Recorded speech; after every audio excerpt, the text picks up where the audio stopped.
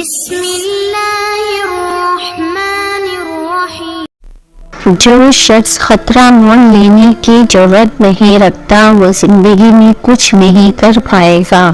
اپنے آپ کو عزت دو گے تو دوسرے آپ کا احترام کریں گے۔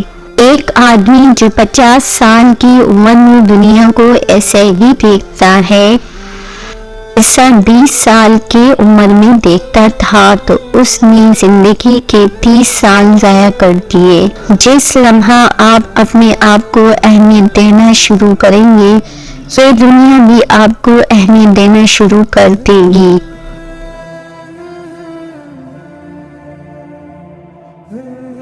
انسان دوسرے انسان کو جو سب سے بڑا تحفہ عطا کر سکتا ہے وہ وقت ہی ہے۔ اس سے قیمتی تحفہ انسان کو نہیں دے سکتا۔